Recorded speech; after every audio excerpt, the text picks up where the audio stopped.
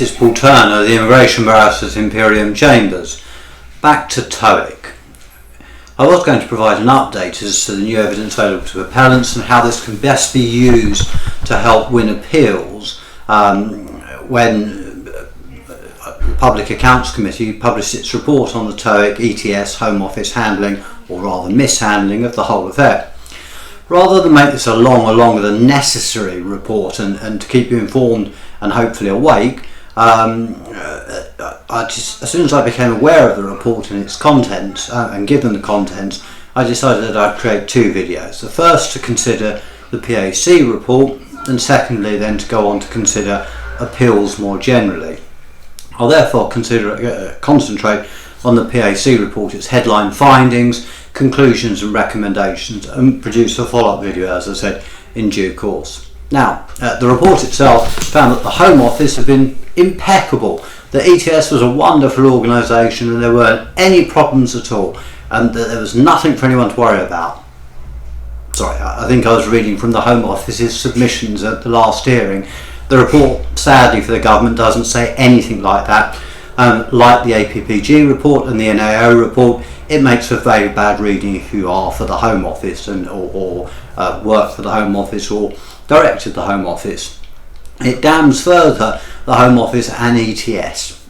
In short, and as a headline point, how the Home Office can continue to refuse applications and defend claims is beyond me, given the three reports as we now have them. And as will become apparent, the latest condemnation of the Home Office goes, I'm not sure if it's possible to go further than the previous reports, but it's certainly damning enough.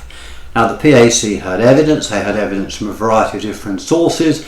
They also gave the Home Office the opportunity to respond and to try and defend their position. Unfortunately, their defence wasn't very well founded or didn't succeed. And if it was an appeal, they'd have certainly been the loser.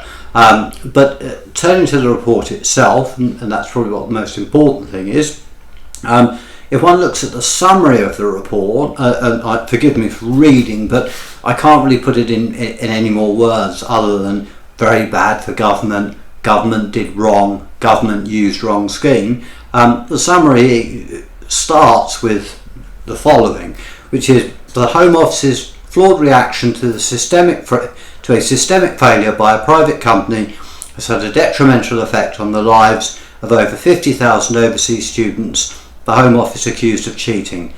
Despite being aware of long-standing abuse of the Tier 4 system, the department designed an English language testing system that failed to recognise the potential incentive for sponsors and students to cheat. It goes on to say that the Home Office then spent 21 million investigating the cheating, and when they found out that it was ETS's fault, could only claim back 1.6 million.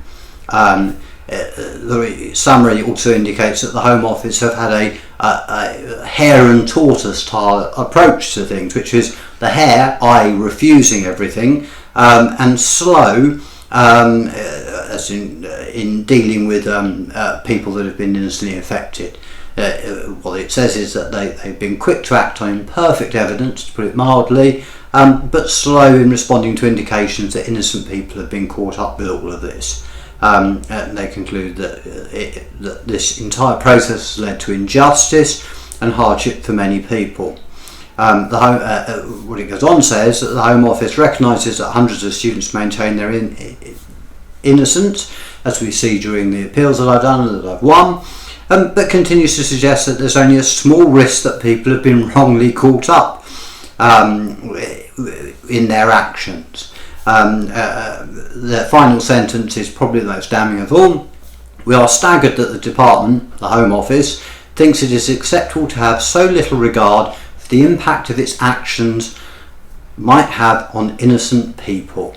I mean, that's fairly damning. There's an introduction to the report, and then it goes on to say, in respect of conclusions and recommendations, that the Home Office's design of the Tier 4 system left it open to abuse, that the Home Office was aware that the system was abused, but that their decision to use ETS Global, or ETS BV as it turned out to be, left it open to abuse. The recommendation there being that the Home Office should respond and explain exactly what lessons it's learned, which is a funny way of it being the Home Office being told what to do, from its failure, and what steps it's going to take to make sure that it doesn't happen again. It also goes on to say that the Home Office rushed to penalise students without establishing whether ETS was involved in fraud or if it had reliable evidence of people cheating. That really is the joke, if there is a joke in this, which is that whether ETS were actually complicit, i.e. involved in a crime. They go on to consider that there wasn't a thorough investigation of what happened, and the recommendation is, and this is, if it wasn't so tragic and affected so many people, almost humorous, that the Home Office should, within 3 months of this report, write to the committee with evidence of its assessment from 2014 that ETS were not criminally complicit. You'll recall that earlier I mentioned that when the Home Office challenged ETS because of the way they'd set it all up, that ETS BV, a company registered in Holland, didn't have very much money, so the Home Office settled for an out-of-court settlement of 1.6 million, despite having spent 21 million investigating or trying to investigate the cheating. The third thing is, is that it's entirely unacceptable that, despite recognising that hundreds of people still maintain their innocence, the Home Office has not acted to put right the wrongs caused by its actions. Now, this anyone that's been accused wrongly of cheating will empathise with and find quite shocking, but the Home Office hasn't done anything about it.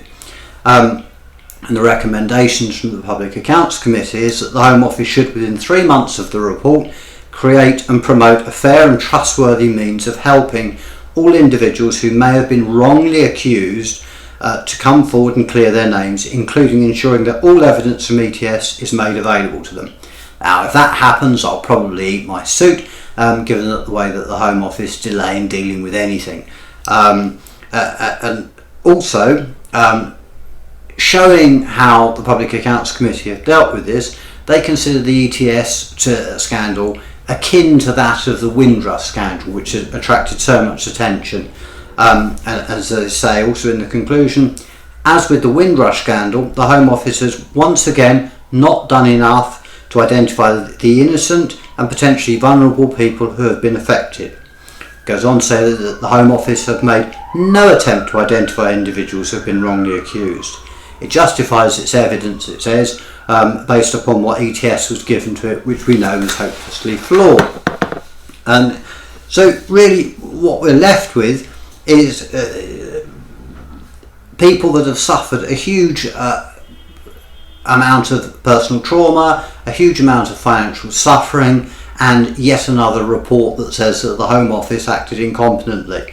One of the other things that comes out of the report is apparently when the Home Office went over to America to investigate whether or not there was cheating, the people that went didn't really know what they were doing or weren't qualified to actually do the job that they were sent to do.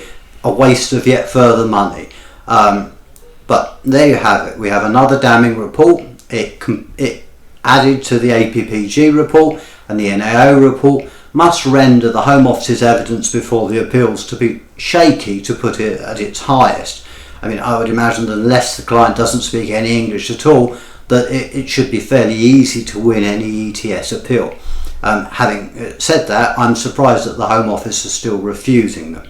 So, really, I could go on in more detail about the report, but in short, the headline points are that the PAO is staggered by the fact that the Home Office has yet again been found to have relied upon incorrect evidence, been quick to rush to adverse judgments against people, and slow to put right their wrongs.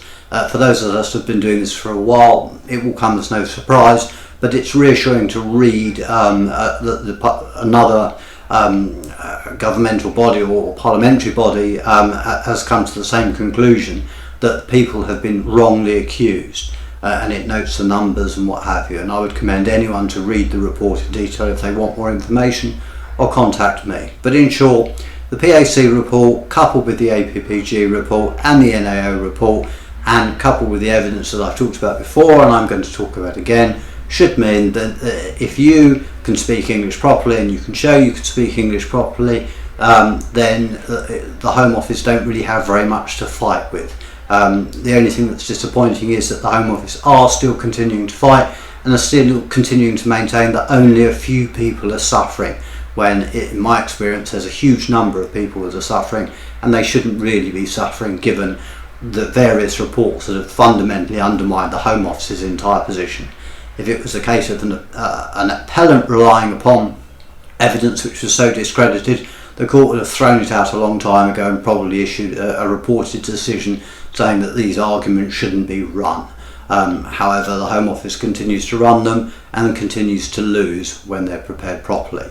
And that's a topic that I'll cover in my next video, so as to keep you hopefully awake. But I thought I would update you on this, as this is topical, and the whole purpose of these broadcasts are to bring people up to speed with what's happening in the world of immigration as it happens or as I become aware of it.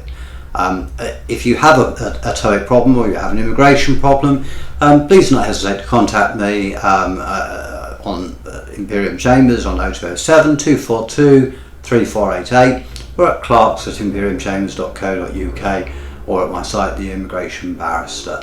Thank you very much for watching. I hope it's been reasonably enjoyable. It's certainly another nail in the Home Office's attempt to defend the Toeic refusals. This has been Paul Turner, The Immigration Barrister at Imperium Chambers.